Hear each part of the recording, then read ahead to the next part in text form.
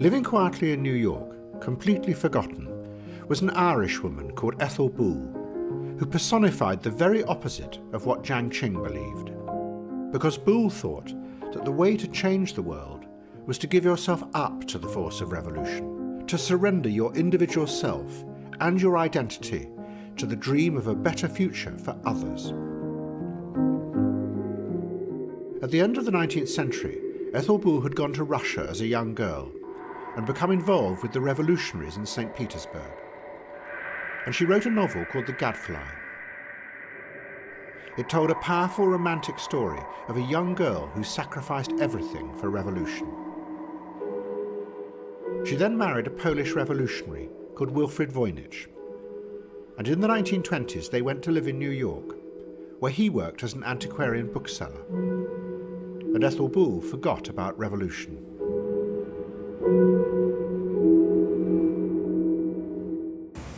But in 1959, when the Bolshoi Ballet came to New York, the dancers were astonished to find that she was alive, and they rushed to visit her.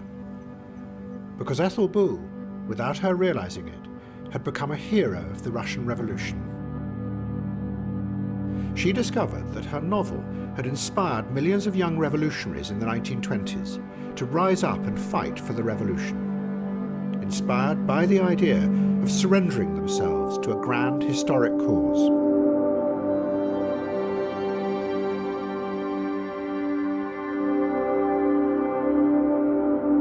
Then the same had happened in China.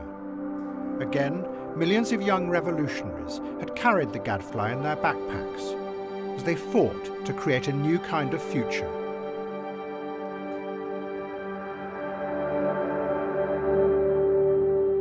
Now, Boole was living alone, and she had inherited a mysterious book from her husband. It was called the Voynich manuscript, and it was written in a language no one has been able to decipher. But one ballerina in the Bolshoi group didn't go to visit Ethel Boole. She was called Maya Plisetskaya. She was the most famous ballerina in the world, and she hated the communist system. Plisetskaya's father had been executed by firing squad during the purges of the 1930s. Her mother had been sent to a prison in the wastes of Siberia. As she became famous, she was watched all the time by agents from the KGB. She couldn't trust anyone. Everyone around her had been told to inform on her. And she hated what she called the men with sweaty faces, the party bosses who leered at her as she danced.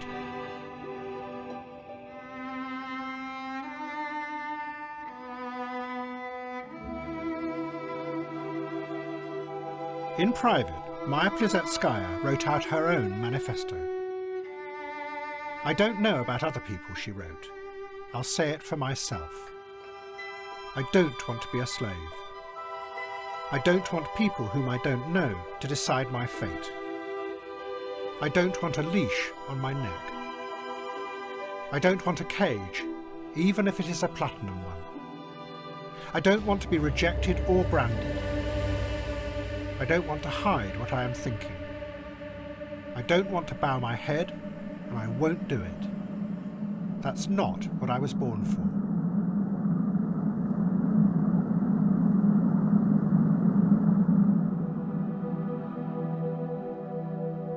Both Plisetskaya and Jiang Qing were part of the new individualism that was rising up everywhere, while Ethel Boole's collective vision was dying. But at the same time, a new revolution was about to begin. It would offer a dream of liberation and freedom for the new individuals.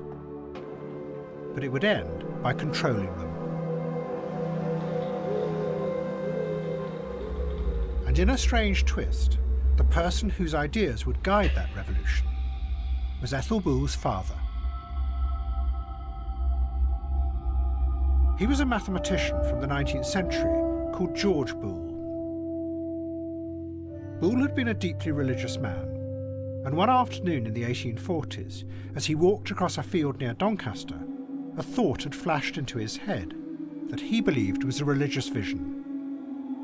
Boole suddenly saw how you could use mathematics to unlock the mysterious processes of human thought.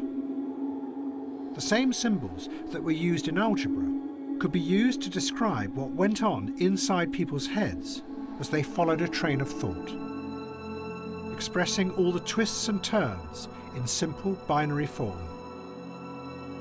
If this, then that. If that, then not this.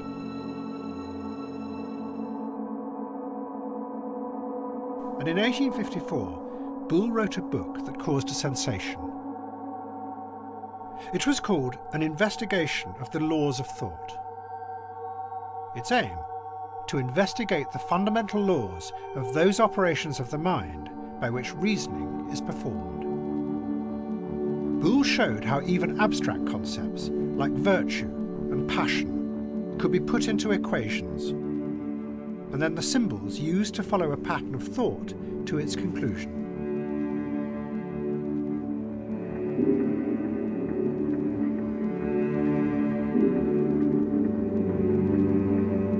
Boole was driven by an almost messianic belief that he had been allowed a glimpse by God into the truth of the human mind. But there were those who doubted this. The philosopher Bertrand Russell was astonished by the brilliance of Boole's mathematics.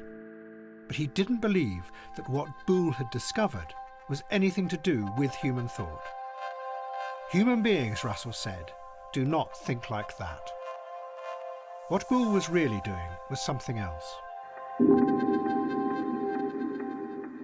Throughout the British Empire, science had played a powerful role which has been wiped and forgotten today. Its job had been to create abstract systems, to catalogue and order the chaotic reality that the British ruled over, to turn it into something that could be managed and controlled. It ranged from making maps of what was called the dark interior, to cataloguing millions of species of animals and insects, and studying and categorising different human types.